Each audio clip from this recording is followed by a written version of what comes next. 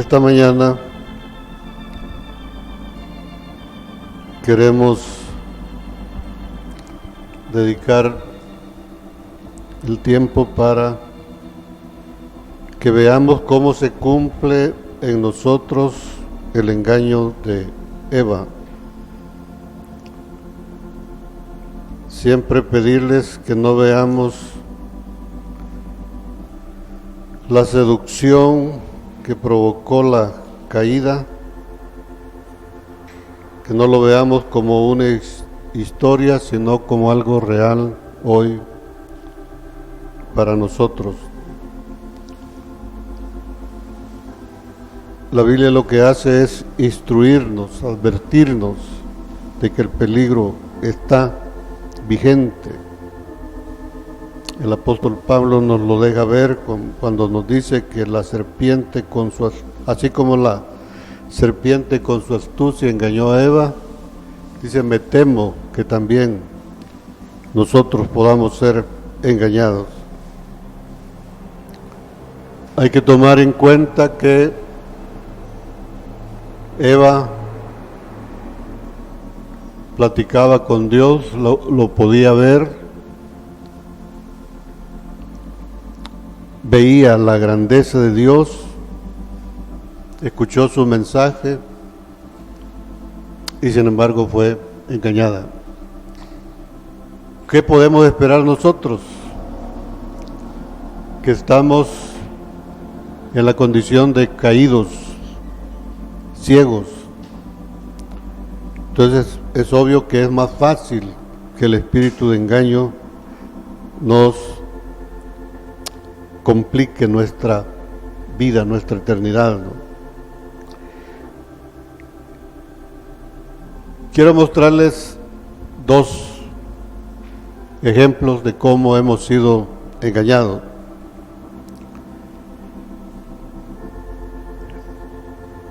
Posiblemente no complete el tema esta mañana. Queremos dar por lo menos algunos detalles que pueden servirnos. Yo puedo decirles que el Señor me ha mostrado que prácticamente hemos sido engañados en todas las doctrinas, así de grave. Pero es importante que cada quien lo vea, no solamente que lo escuche de mis labios, ¿no? Quiero hablar esta mañana de un caso, una doctrina que se nos ha enseñado. Es una doctrina básica que se enseña en las iglesias. El que tiene que ver cuando dice que con solo hacer una oración ya somos hijos de Dios y que ya tenemos la salvación. O sea, con una oración que se conoce como profesión de fe, con solo eso ya somos hijos y ya somos salvos. Y si somos salvos, si somos hijos, si somos salvos, la enseñanza continúa, ¿no? Se nos dice que vamos al cielo y que el cielo está más allá de las estrellas, que vamos a estar en la presencia de Dios eternamente. Si nos ubicamos aquí en la tierra, esa enseñanza también implica que nosotros ya somos reyes y sacerdotes. Fíjense. Y la gente, bueno, yo lo creí en un tiempo. La gente cree que somos reyes. Y a veces tenemos problemas para comer los 3 tiempos. Hay familias que tienen problemas para comer. ¿Cómo un rey va a estar en esa situación, ¿no? Que cuando sea el rapto, todos vamos en el rapto, todos. automáticamente. Entonces fíjense, si creemos lo primero, si creemos que con solo hacer una oración somos hijos de Dios y somos salvos, automáticamente tenemos que creer toditito lo demás. Pero debemos de estar conscientes que si eso está equivocado, todo lo demás está equivocado. Hemos visto en los días anteriores que Satanás necesita la escritura para provocar el engaño. Una de las citas, esto sería extenso, podríamos pasar hablando de cómo el diablo nos ha engañado en todas las cosas el resto del año. Entonces, una cita en la que se basan para decirnos que con solo hacer una oración ya somos hijos de Dios es Juan 1:2. Dice, mas a todos los que lo recibieron les dio la potestad de ser hechos hijos de Dios. Fíjense, hay que meterse en el versículo. Dice que les dio la potestad de ser, no que ya son. En otras versiones es más clara la traducción, dice de llegar a ser. Pero creo que es más correcto de ser. Pero ¿cómo se lee en hebreo, en griego la palabra hijos? Es teknon. Entonces cuando lo recibimos, Dios nos da la potestad de ser teknones, hijos chiquititos. Para ser hijos de Dios se necesita la adopción de hijos.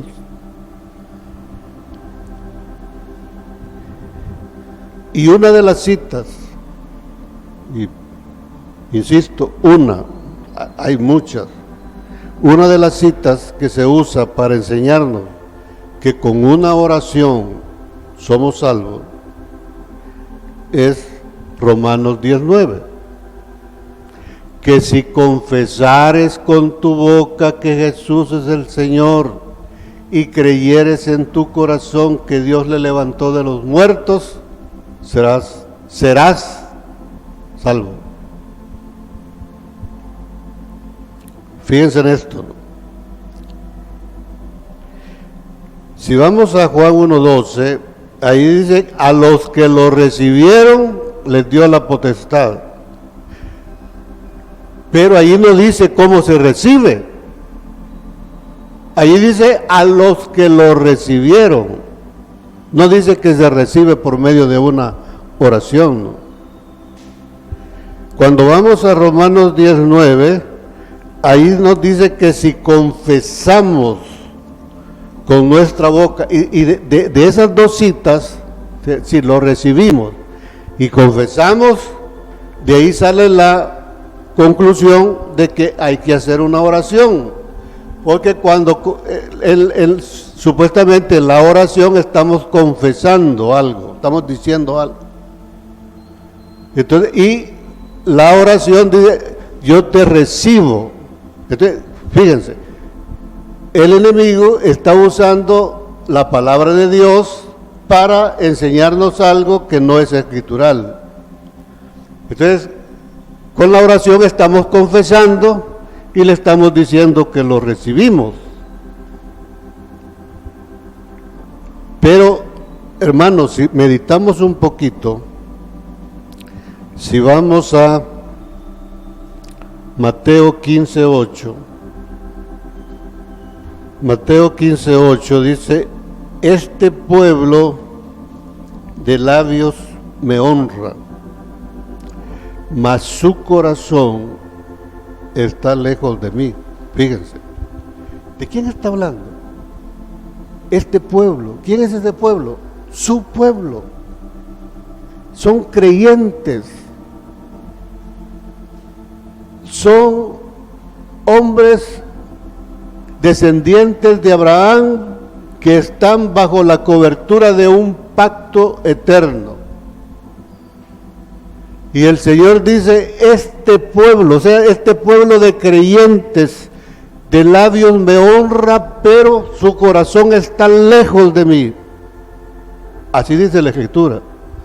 Pero a nosotros nos enseñan que si a uno le dice, mira, tenés que hacer una oración, repetirla conmigo.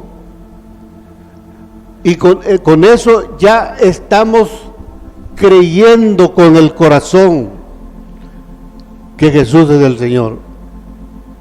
Y la Biblia nos dice que su pueblo de creyentes pasamos por la vida diciendo el nombre de Jesús, confesándolo, pero nuestro corazón está lejos de Él. ¿Y cómo puede ser eso? Que alguien que supuestamente ya lo recibió, ya caminó, ya estudió, leyó la palabra, estudió y todo eso, y el Señor dice, ustedes solo de labios me honran, pero su corazón no. ¿Sí? Si eso es así, como alguien que por primera vez se le está diciendo que haga una oración que no sale ni de su corazón, sino que le están diciendo, repite esto, por favor. Y entonces ya sosigo. ¿Cómo? Con solo una oración ya estamos arrepentidos, ¿no? Si estudiamos el arrepentimiento, acuérdense que el arrepentimiento tiene 5 pasos. ¿Y cómo? No sabe nada cuando le dicen que haga la oración, ¿no? La otra cosa que dice Romanos 19 es, si creyeres en tu corazón que Dios le levantó de los muertos,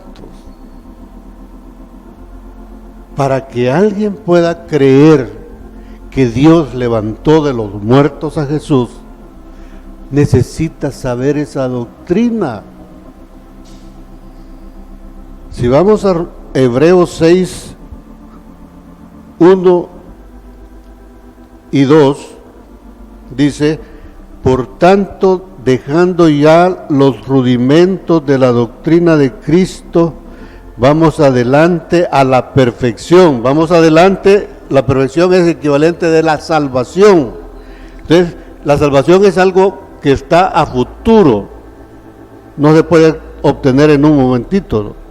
Dice, vamos adelante a la perfección, no echando otra vez el fundamento del arrepentimiento de obras muertas, de la fe en Dios, de la doctrina de bautismo, de la imposición de manos, de la resurrección de los muertos.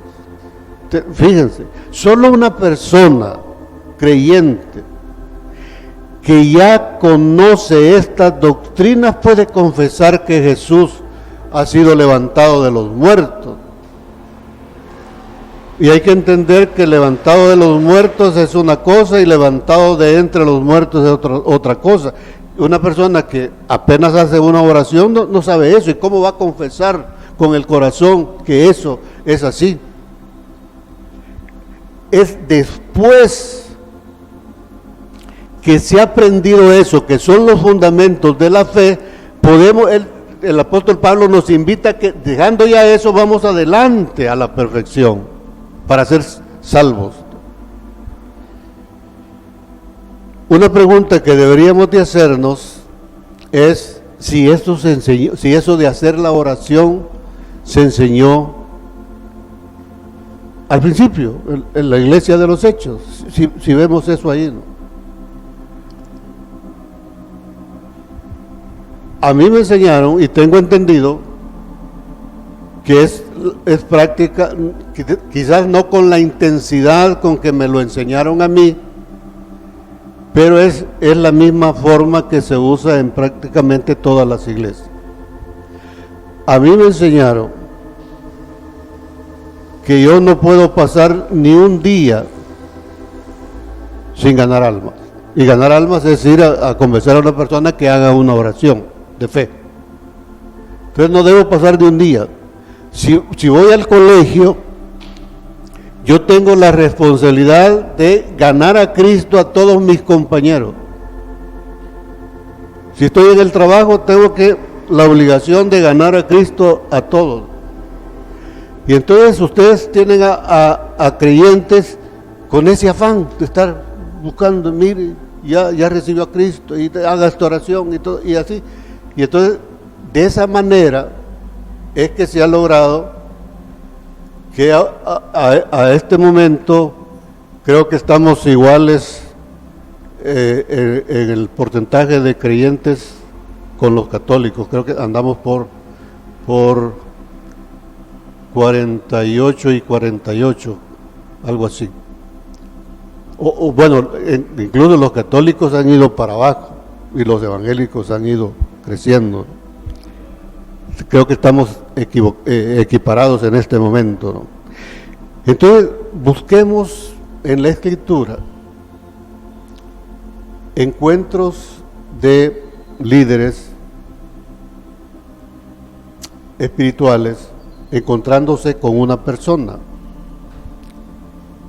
Por ejemplo, yo iba a los parques y entonces la idea es que comenzaba a caminar y cuando venía alguien, ¿puedo hablar con usted un momentito? Si usted muere hoy, ¿a dónde va? Y así, y entonces mire, si quiere ir al cielo, yo sí, entonces hagamos esta oración. Así se enseña, ¿no? Vamos a Juan 3, del 1 al 6. Dice, había un hombre de los fariseos que se llamaba Nicodemo, un principal entre los judíos, era miembro del Sanedrín. Este vino a Jesús de noche y le dijo, Rabí, maestro, sabemos que has venido de Dios. Fíjense lo que le dice, sabemos que has venido de Dios como maestro, porque nadie puede hacer estas señales que tú haces si no está Dios con él. Respondió Jesús y le dijo, de cierto te digo que el que no naciere de nuevo no puede ver el reino de Dios. Nicodemo le dijo, ¿cómo puede un hombre nacer siendo viejo? ¿Puede acaso entrar por segunda vez en el vientre de su madre y nacer?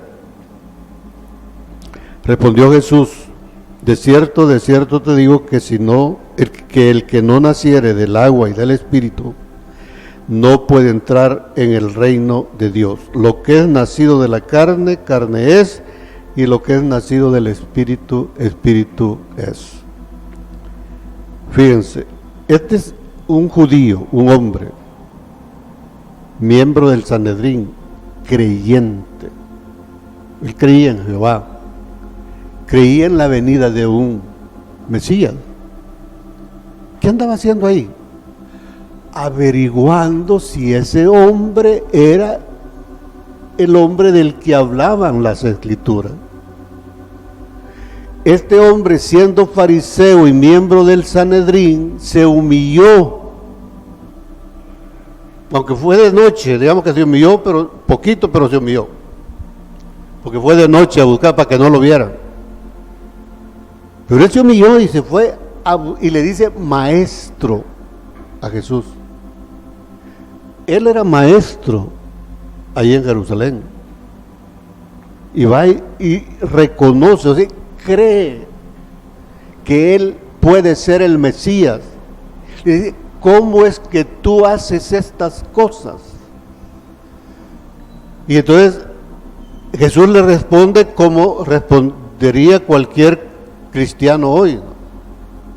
Le dice, tienes que nacer de nuevo. Es lo que le dicen a uno, tienes que nacer de nuevo. Entonces, es lo que dijo Jesús. Entonces pueden ver ahí cómo se usa la palabra para enseñar otra cosa.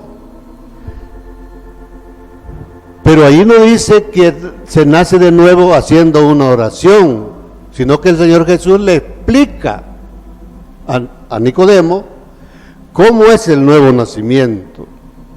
Y le dice que para nacer de nuevo no le dice tenés que hacer una oración, sino que para nacer de nuevo hay dos momentos. El primero es, hay que nacer de nuevo para ver el reino de Dios. Y luego otro nacimiento para entrar en el reino de Dios. Fíjense en esto. Todos sabemos que el bautismo es una figura de muerte y resurrección. O sea, muerte y un nacimiento.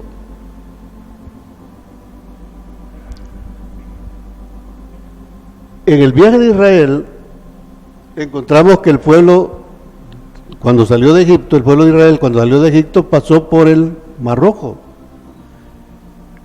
Y Dios en sus figuras compara eso con un bautismo. Entonces de ahí sacamos el bautismo en agua. Porque es un bautismo, es un simbolismo, sumergir a la persona en agua. Y luego, para entrar al reino, se vuelve a suceder lo mismo en el río Jordán. Hay dos momentos. Uno para ver el reino y otro para entrar en el reino. ¿Sí? Queda claro, es lo que le está diciendo Jesús a Nicodemo, ¿no? Y luego le explica más. Esos dos momentos es lo mismo. El primero es nacer del agua y el segundo momento es nacer del Espíritu. Vamos ahora a Santiago 1:18. Él, de su voluntad, dice, nos hizo nacer por la palabra. No por el agua. El agua solo es un símbolo, el agua simboliza la palabra. Él nos hizo nacer de la palabra. O sea que por eso vamos a nacer por la palabra. Pero si vamos a Primera de Pedro 1:3, dice: bendito el Dios y Padre de nuestro Señor Jesucristo, que según su grande misericordia nos hizo, ¿qué? Renacer para una esperanza viva por la resurrección. Y la resurrección, de acuerdo a Romanos 1:4, es por el Espíritu. El Espíritu es el que nos da ese segundo nacimiento, ¿no? Vamos a Deuteronomio 32. Acuérdense que todo esto está tipificado en el Antiguo Testamento.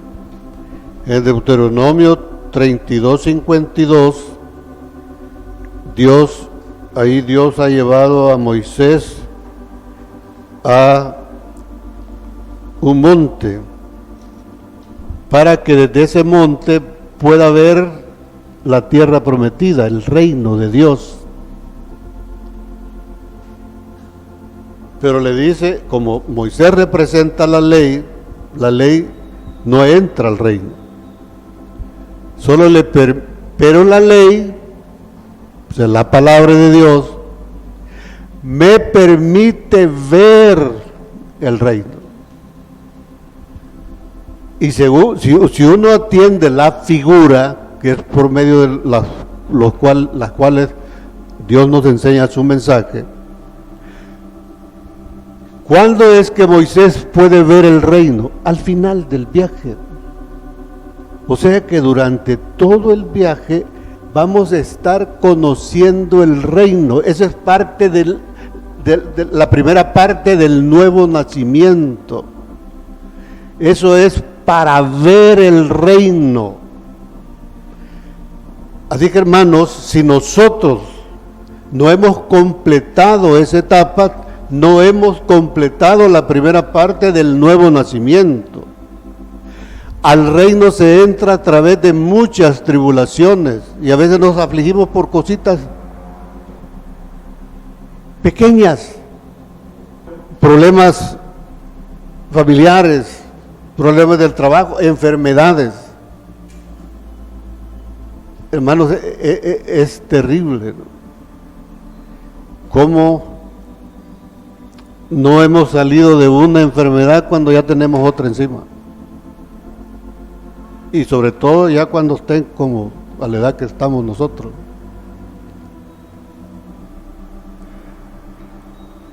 Pero si vemos la mano de Dios ahí, todas esas cosas nos van a ayudar a que veamos el reino.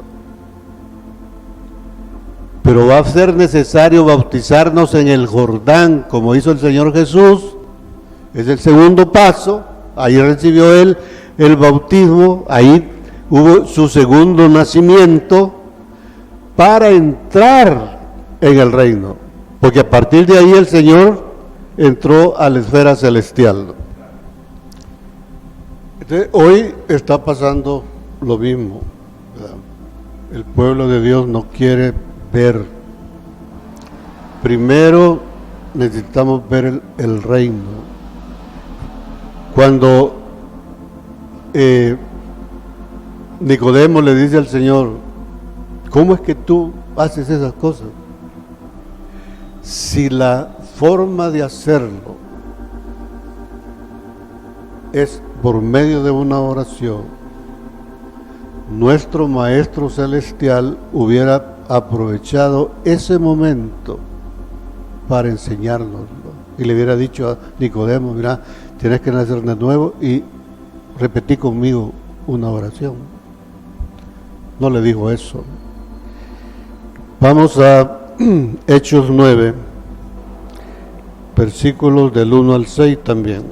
Saulo, respirando aún amenazas y muerte contra los discípulos del Señor, vino al sumo sacerdote y le pidió cartas para las sinagogas de Damasco, a fin de que si hallase algunos hombres o mujeres de este camino, los trajese presos a Jerusalén.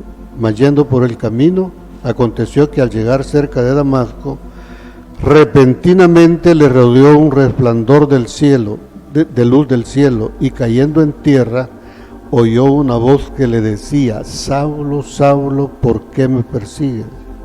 Él dijo, ¿quién eres, Señor? Y le dijo, yo soy Jesús, a quien tú persigues. Dura cosa te es dar coces contra el aguijón. Él, temblando y temeroso, dijo, Señor, ¿qué quieres que yo haga? Y el Señor le dijo, levántate, entra en la ciudad y se te dirá lo que debes hacer. La experiencia anterior es de Jesús antes de su resurrección, platicando con Nicodemo. Esta es después de la resurrección. ¿Y qué tenemos acá, no? A Jesús saliendo al encuentro de otro creyente. Pablo era más creyente que Nicodemo. ¿Cómo puedo decir eso? Porque este hombre tenía celo por la palabra de Dios y creía que persiguiendo a la iglesia estaba agradando a Dios. Era tan fuerte su confianza, su creencia en eso, que estaba dispuesto incluso a matar. Nicodemo no hizo eso. O sea, la fe de Pablo era mucho mayor que la de Nicodemo, ¿no?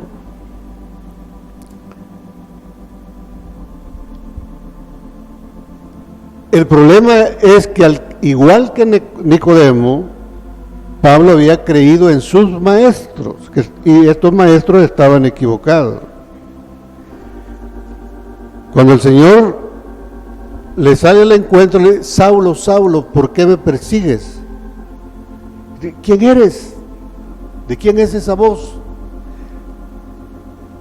Y ahí meditemos en el impacto. Yo soy Jesús. Vamos a Marcos 14.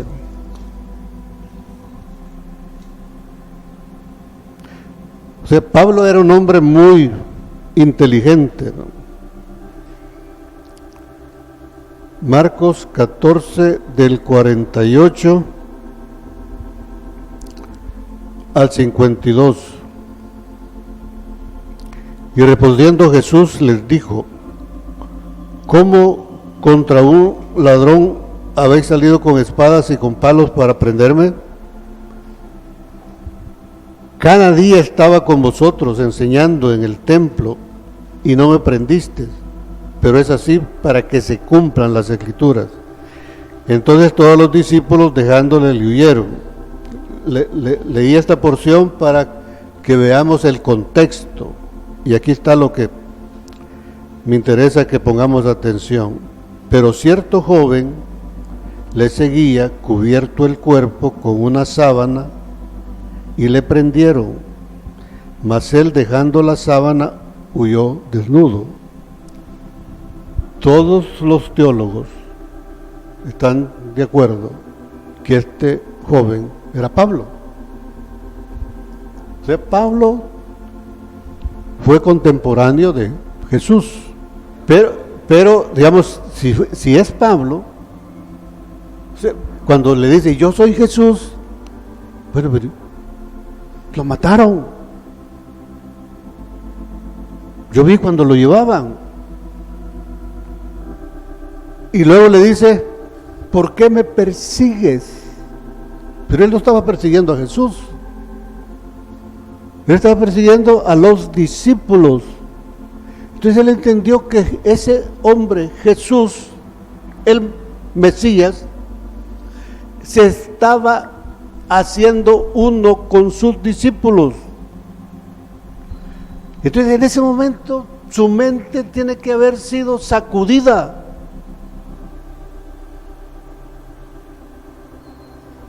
Y entonces le pregunta: Señor, imagínense qué cambio, ¿qué quieres que haga? Cuando reconoce que es Jesús, él por su mente pasa todo eso.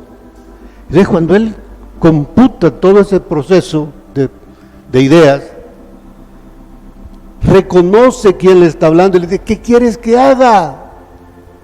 Otra vez, hermanos, si la enseñanza correcta fuera que por hacer una oración uno se convierte en hijo, ese era un momento ideal para que Jesús les dijera: tenés que hacer una oración, oremos juntos.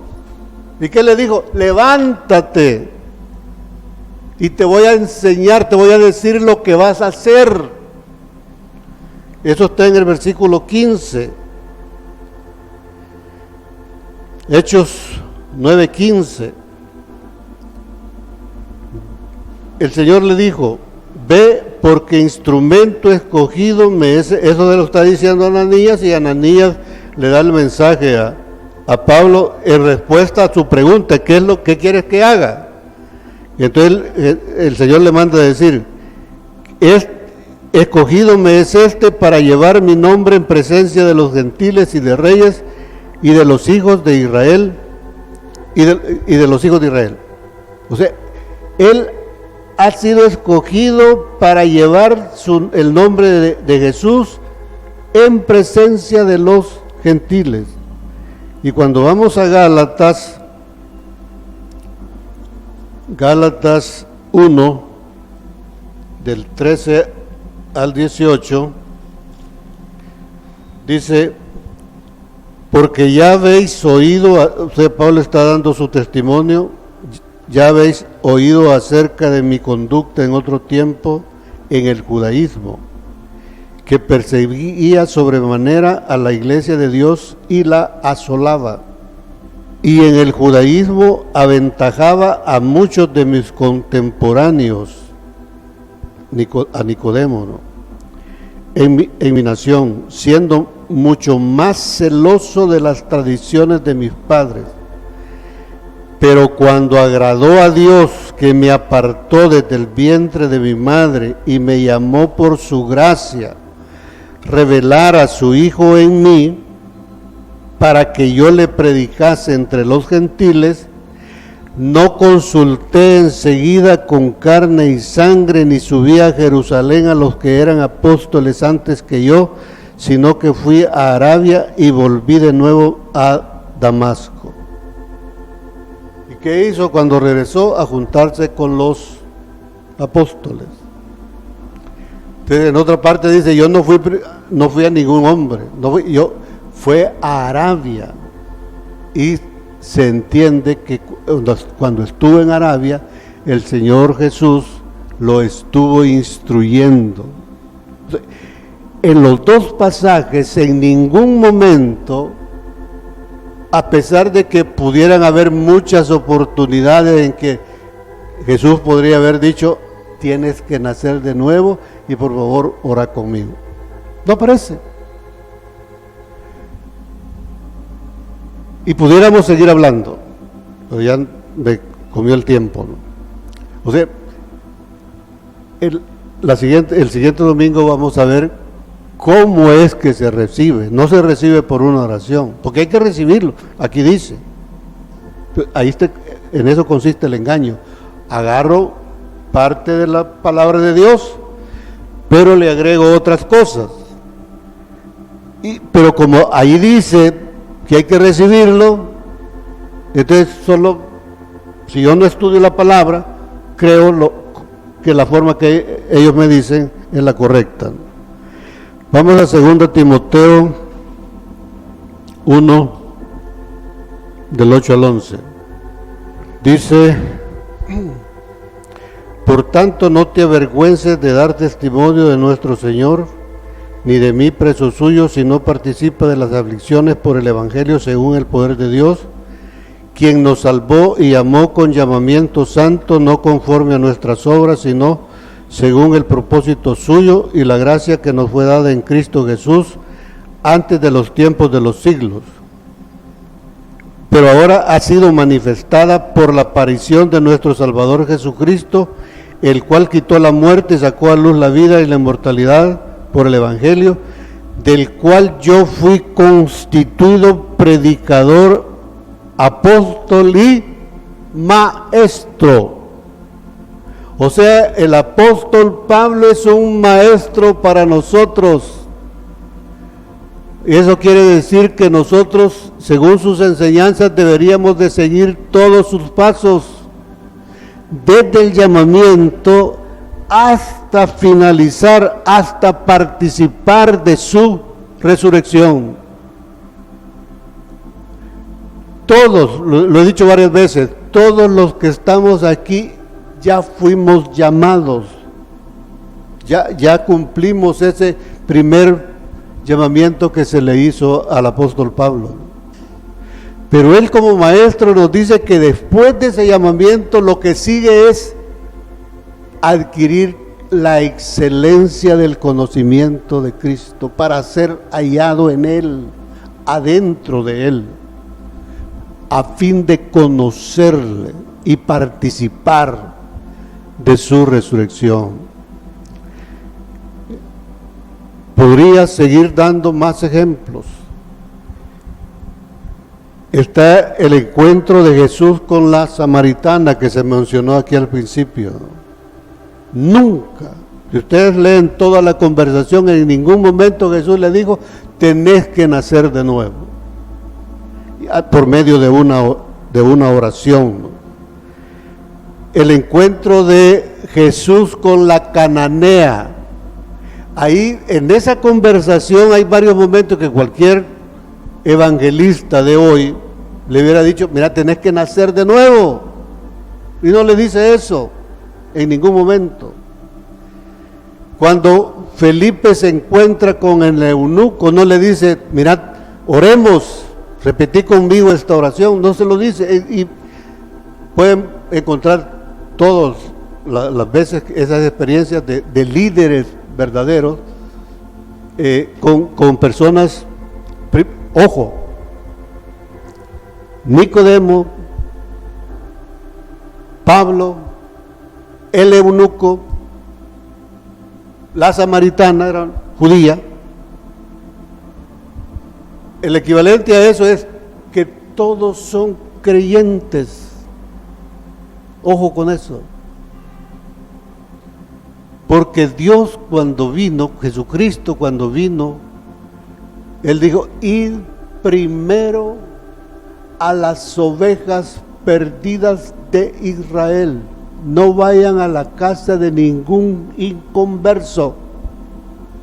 Primero a las ovejas, porque las ovejas están perdidas. Hermanos, hoy Dios nos está llamando a romper ese círculo vicioso en que nos han metido. Que nos levantemos, porque tenemos que llevar este evangelio a las ovejas perdidas de Israel, a creyentes. Después vendrán los gentiles. ¿Sí? Cuando Pedro llega, que lo fue mandado a traer por Cornelio y entra al cuarto donde están reunidos, no les dice eso. No les dice, miren, hagamos una oración. ¿Y a qué fue él? A enseñarles cómo se obtiene la salvación. Y no hizo eso. Así que, hermanos, ahora, no estoy diciendo, por favor no se vayan a ir con esa idea, que no hagamos esa oración. Lo vamos a explicar el próximo domingo, cómo es que lo vamos a recibir, y la Escritura lo dice. No puede el Señor, Dios Todopoderoso, dejarnos sin la explicación bíblica de cómo es que lo recibimos. Así que lo vamos a ver el próximo domingo, ¿no?